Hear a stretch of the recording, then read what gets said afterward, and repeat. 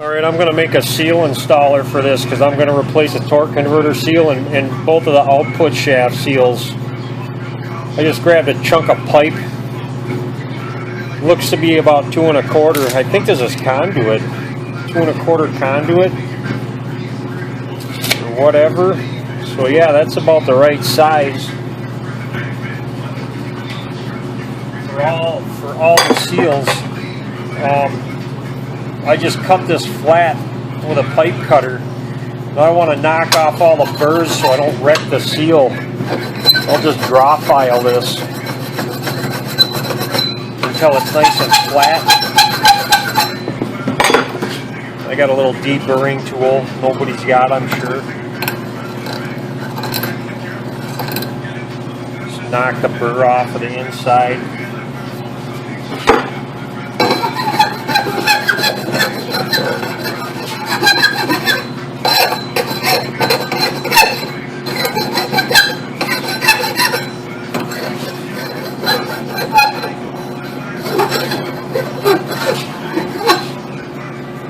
That feels pretty good. Yeah, you don't want anything sharp to cut into the rubber on that seal. Then I flatten the other side too so I can whack it with a hammer.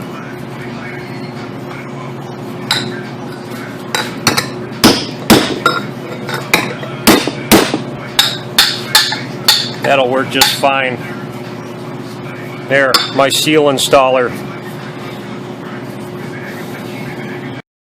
Okay, I got this new one on a tranny jack, and I grew some brains this time and actually put a strap on it.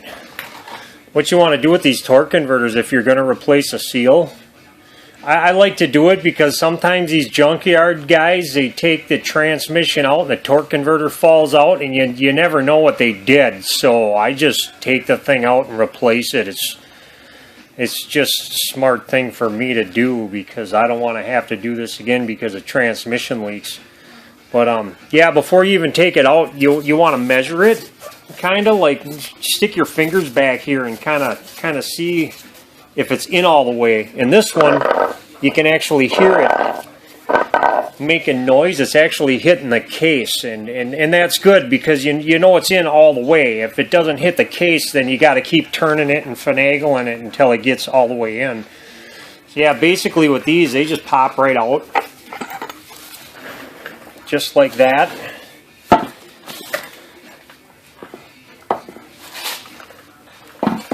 And that's your seal right there. I don't know, there's a bunch of ways to butcher this thing out of here. It's always a good idea to make sure you don't scratch up the outside surface of the seal because you could cause it to leak. Wow, yeah, here we go. This one should work. Take the other one, and some of these actually, these rubber ones, they go in pretty nice. Some of them actually start by hand.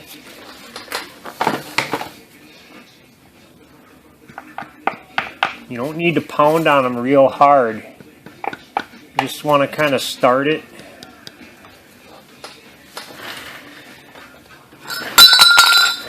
And I got my trusty pipe.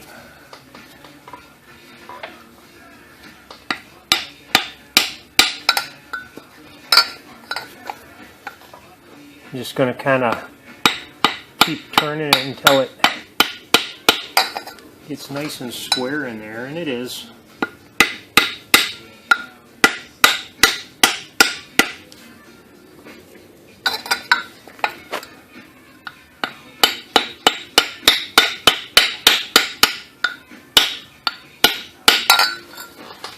Yeah, these are nice seals because you don't have to get all brutal trying to pound the thing in.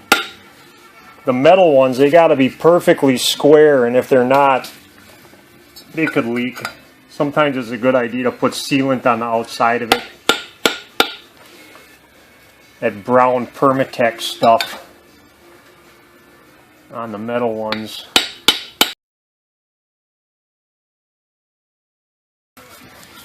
You want to put a little transmission fluid on the converter. Just a drip or two.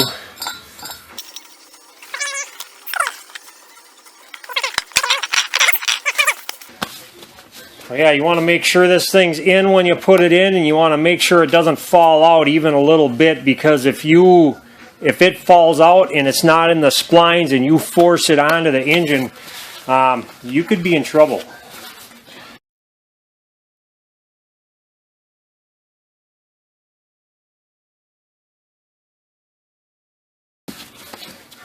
Yeah, make sure your hands are clean too. You don't want to get any grit inside of this seal.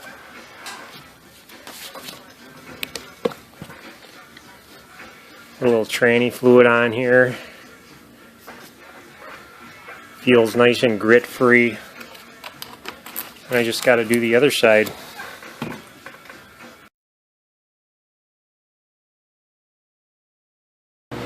Yeah, when you do a seal too, you want to make sure you get something that goes on the outside edge of the seal. You don't want to get on the inside, because if you get something that's too small and it's on the inside of the seal, it's going to mash it in. It's going to make it concave, and you don't want that. You stay on the outside. That's where all the strength and rigidity is on the very outside of the seal.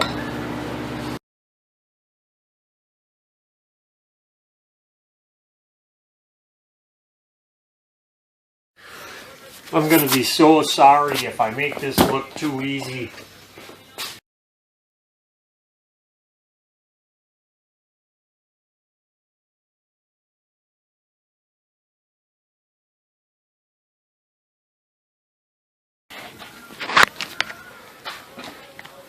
What I'm doing here is just trying to line up these pins. There's a pin right there.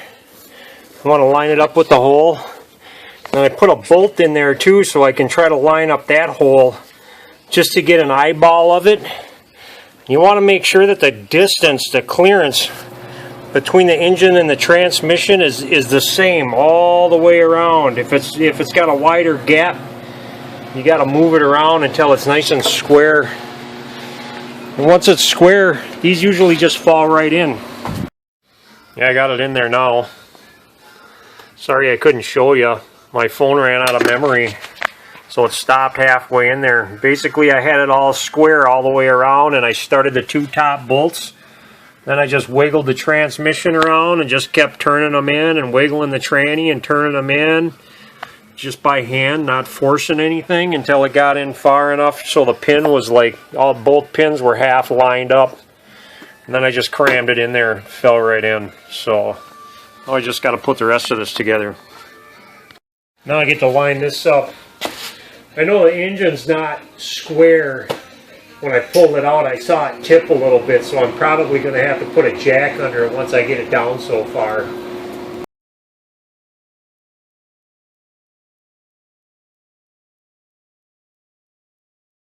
I got to put that tranny mount on. I forgot about that. Okay, so now I got this tranny mount on. You got two holes you want to line up with the studs. I'm going to have to actually jack up the engine to turn it a little bit so it lines up. And these holes right here, as you can see, there's actually a guide pin on them for the four corners. They're all like that. There's 2 or 3 more studs on the rear mount too. Right there. You want those to get lined up as well, all at the same time. This mount's really forgiving. It moves around a lot. So yeah, I'm just going to finagle this thing around until I get it all lined up right. This has got to go just a hair. Yeah, okay.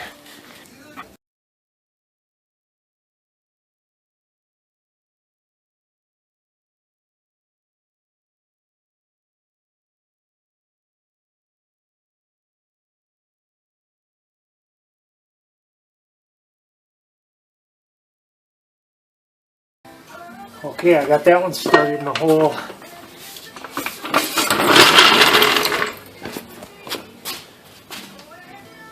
Yep, rear mount's in. It's actually a little crooked like this, so that side's all the way up and that side's a little loose, which is fine. I'm going to start this side and then go over here and do that one.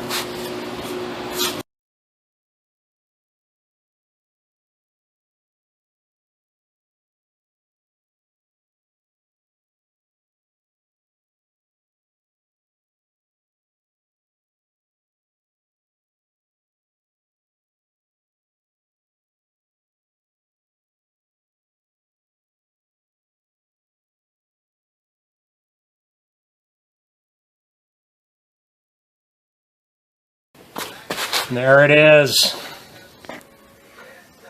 Wow. I took a transmission out and put one in, and look at all that filth I got on the floor. Usually when you see somebody do this, it's drenched in transmission fluid, unless I had practice. Okay, the next thing I'm going to do is these bell housing bolts. You got to make sure this thing moves. If your torque converter doesn't move, if it's stuck in there, you did something very, very wrong. So yeah, it's got to be nice and free. I'm not going to Loctite these. Some people do. I won't. What you want to do though is you want to start a bolt. You want to bottom it out, get it all the way in, and then you want to loosen it up a hair, because this has got to move just a little bit, and you got to turn it. Keep turning this thing until all of these are started. And as soon as you get them all started, then you can tighten them down. You can't just put them in a couple of threads and then go to the next one, because these will probably hit the block and it'll stop on you, and then you won't like yourself. So I'm going to do this.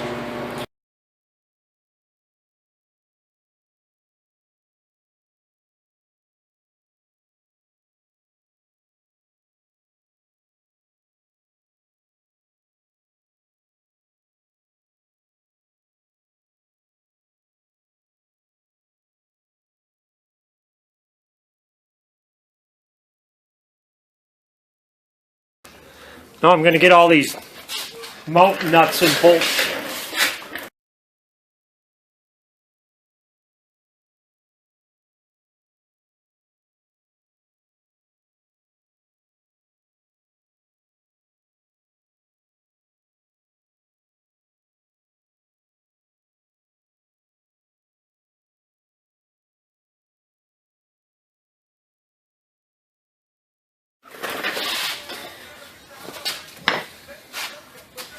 I just want to wipe this down.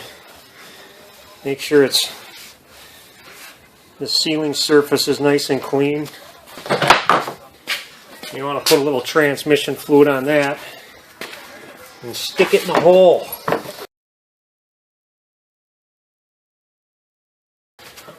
Then you got to put that little clippy thing on there. Clippy thing. Now when you end up getting frustrated and hating this clip, here's what you do. You get a zip tie, if you got one. You put that sucker on here. Squish it down. Takes a lot of the fight and frustration out of this.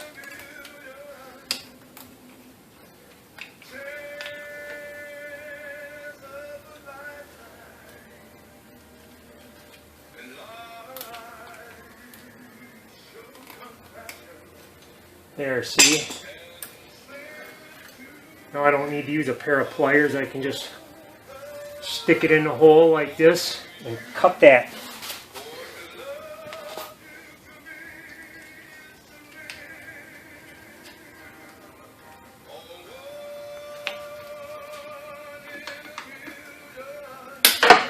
There it is.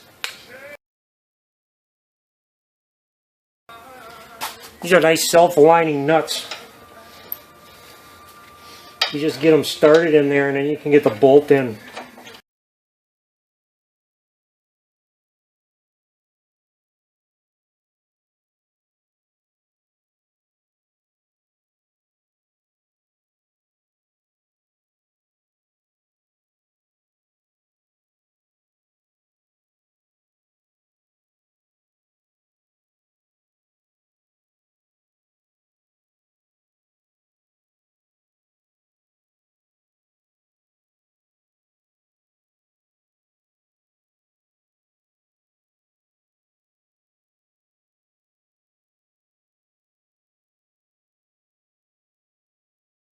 I'm going to change out the differential fluid in this thing.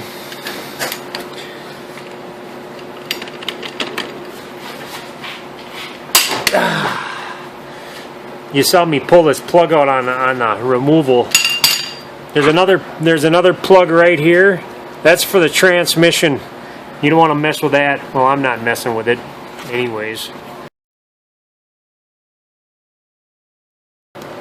Oh, there's nothing in there. Good thing I didn't just slap this thing together and run it. And there's a plug up here. Yeah, you can see it. It's a 17 millimeter. You want to get that one off. That's your fill plug. Yeah, this should take under 2 quarts. I got a pump. It's like an AMSOIL pump. It's actually a piece of crap, but I bought it for, I don't know, marine applications. I was using it for lower units and stuff, so I kind of just converted it. So I'm just gonna, I suppose if you don't have a pump, you can like put a hose in here and run it all the way to the top of the car. Just run it straight up that way, and just put a funnel on a tube and pour it in. It might take forever, but you'll get the job done. You just want to pump it in here till it starts drooling all over the place. There, it's starting to drool out of there now. See that? I'm done. Oh, there it is. It's done dripping.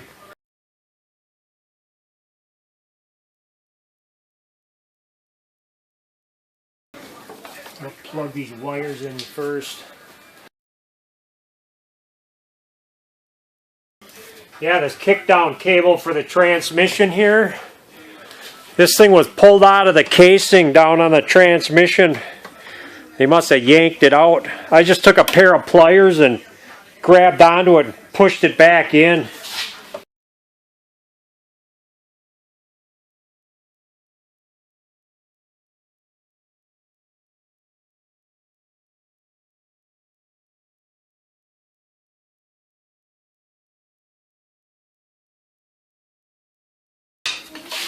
Yeah, there's a little bit of an adjustment on that shift arm down there.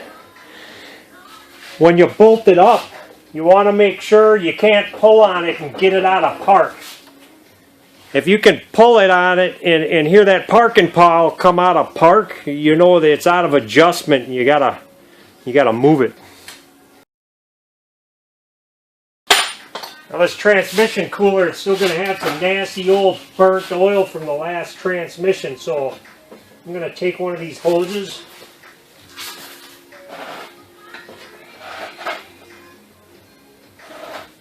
I'm going to point it down in a bucket and let it drain out. I'm going to put just very little pressure in here. I don't want to get carried away. You put too much pressure in here, it goes splashing all over the place, and then you got to breathe a mist of transmission fluid. I'm just going to do very little pressure here, just to kind of get it out. If you really want to get technical, there's a can that you can buy from like Napa. It's called Cooler Clean. You hook it up to that line and it just cleans it all out. I'm not doing it. I ran out of bolts.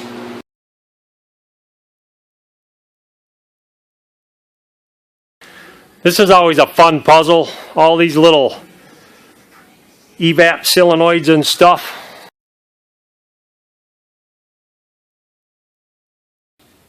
Yeah, this is your kickdown cable. You always want it just a little loose. See that? Just a little bit loose.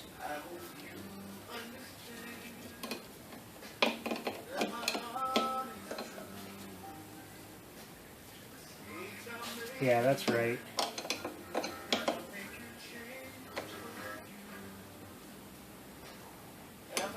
Then when you go wide open throttle, you still want a little bit of play. That feels right. And this is your throttle cable. You want it just a little bit loose, just like that.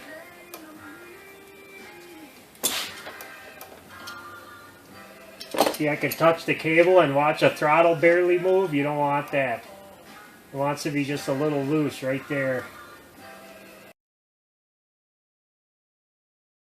Might as well show you that mess for fun.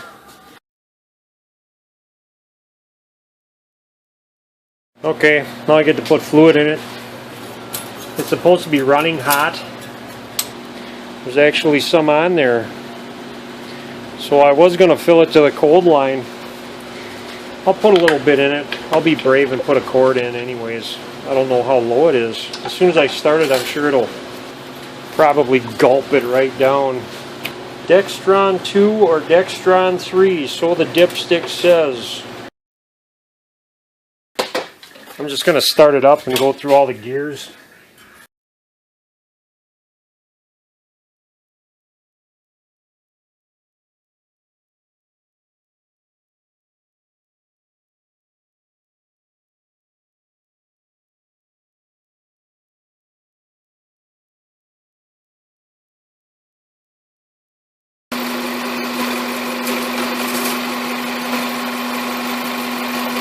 Yep, I'm done.